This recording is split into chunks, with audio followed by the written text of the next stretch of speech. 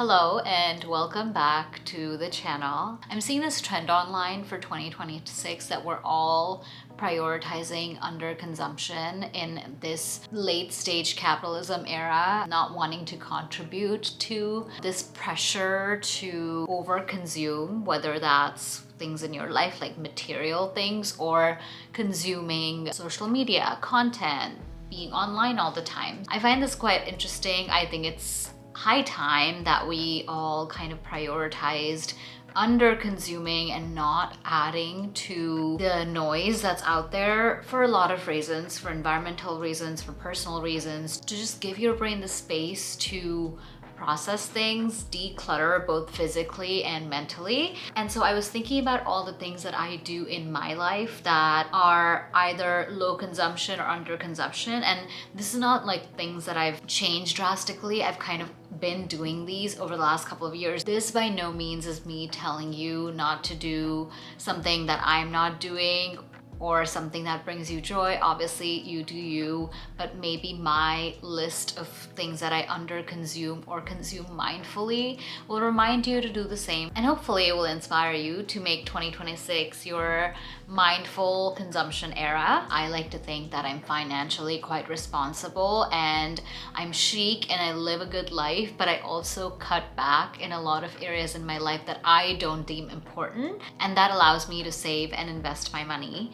I have my list here. Let's get into it. I don't spend a lot of money on beauty. By that, I mean makeup, lip balms, lip combos, eyeliners, eye makeup, foundation, all of this stuff. I see people have drawers and drawers of makeup that's like just overflowing with things, and you maybe need like 5 things on a daily basis, and there's no need to have so much space in your brain and in your house being taken up by all of these things that you don't use. I never buy more than 1 lip balm at a time, 1 foundation, 1 concealer. I use like 5 makeup products on a daily basis, and I don't rebuy them or buy different types of products in the same category unless I'm completely running out of the thing that I'm already using. And trust me, that seems like a small thing, but it is something that I've seen a lot of people not do. In the same vein, I don't spend a ton of money on like expensive body lotion, expensive shower products. I think they have a purpose, and the purpose is to keep you clean, moisturize you, keep you smelling good. And I think there's a lot of drugstore products that do exactly that. Another thing that was surprising to me when I found out is that a lot of the things that we use in our daily lives, on our body, in our shower, have hormone disruptors in them. And so with being mindful about zeroing in on a drugstore product like a body lotion that works for me, I never stray away from like the 1 or 2 things that I always buy, and I'm always replacing it with the same one. And my body lotion doesn't cost more than like $15 for a big bottle that lasts me a couple of months, and it makes my skin really soft, and that is it doing its job and completing the purpose. You don't need a $50 body lotion to do what a $15 body lotion can do for you, and in some cases it might even be better. While we're talking about beauty, I also have never been the kind of girl that goes and gets gel manicures or just mani-pedis all the time. I know that's part of some people's monthly or bi-monthly routines, and if that brings you joy, by all means. I've just never been a girl that felt comfortable spending like close to $100. I live in New York, so it is that much on getting my nails done.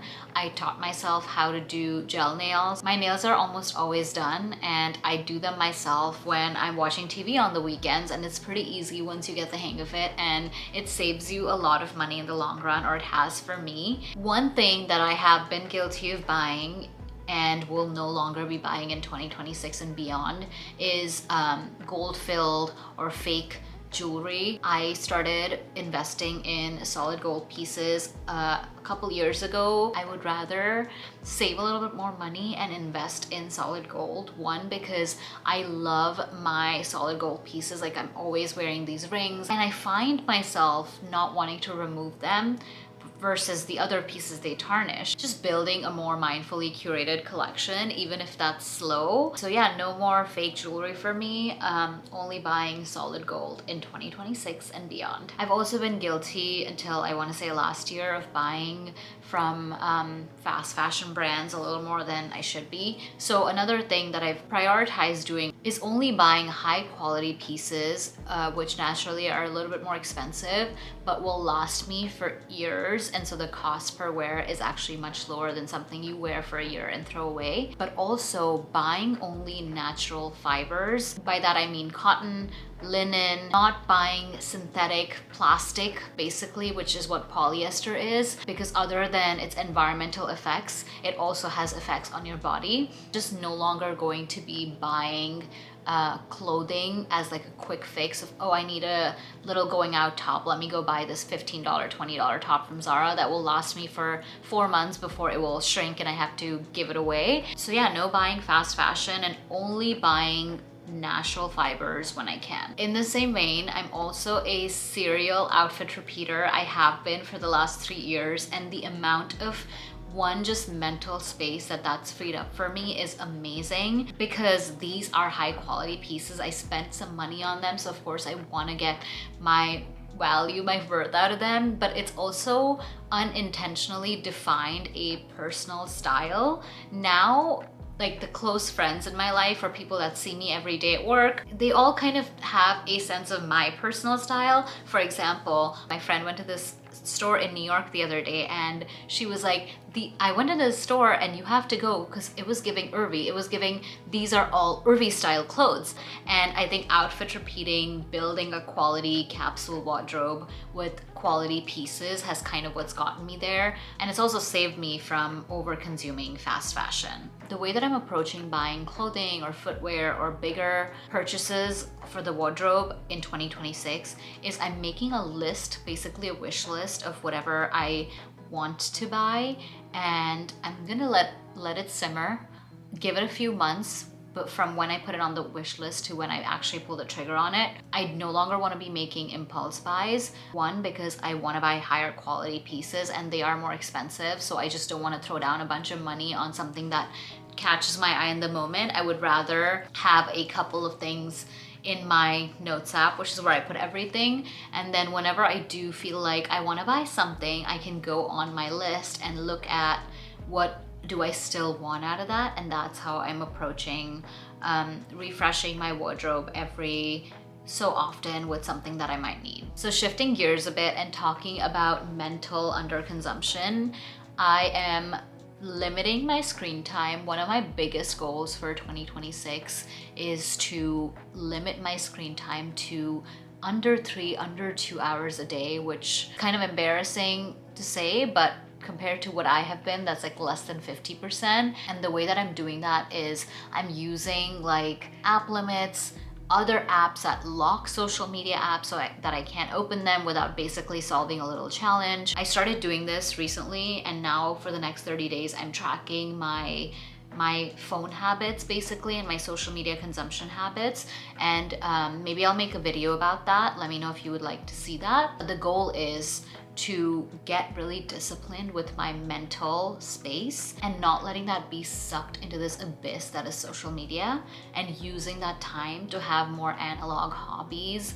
like painting, pottery, and all these other things that I want to pursue. Underconsumption is not just for physical products in your life, it is also for your brain. All of our brains, I think, need a break from this constant brain rot, and this is the way that I'm approaching making that a habit in 2026. While we're talking about analog hobbies, I also read a lot of books, or I've started reading a lot of books starting last year, and I want to continue that habit. Take my time back and use it to do what is basically a dying activity. The way that I underconsume in that area of my life is I have a library card, so I don't ever buy a book unless I plan on keeping it and rereading it. I read a lot of fiction. I don't think I need to be buying like 15 fiction books a year. I have a library card and I borrow almost 95% of the books I read. If you are someone that likes to keep the books that you really have a connection to, A good way to do this would be maybe every year you buy 1 or 2 books that spoke to you the most, that you really loved, so you can have those forever.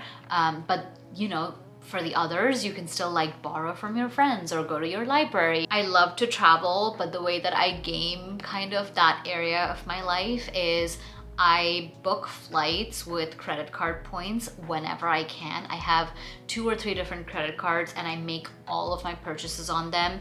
Please only do this if you are financially responsible enough to always pay your credit cards off before or ahead of time. But I have gotten into the habit of doing that for many, many years now, and you can collect a lot of points that way, and I use all of those points to book almost like 60 to 70% of my flights. I did this week basically, where I paid $30 for a flight that would have otherwise cost me $600 because I'd accumulated some credit card points. I think it's an easy way to save some money while also doing the thing I love, which is traveling. And then last one before I wrap this video up, I do not have Amazon Prime. I haven't had Amazon Prime for the last 2 years, and it has not at all impacted my life in any meaningful way at all. I think we've gotten too used to having all of the things we need being delivered to us in one day, no matter what, where, how. Let's not even talk about the environmental effects of that, because that's a whole other conversation. You could just walk outside and get a lot of the things that you buy on Amazon Prime. I just don't like paying $150 just to have things delivered to me that quickly. The way I shop on Amazon is when I really need something, I add it to my cart, I build that cart, and of course if you don't have Prime, you have to get to a certain shipping minimum to get it for free.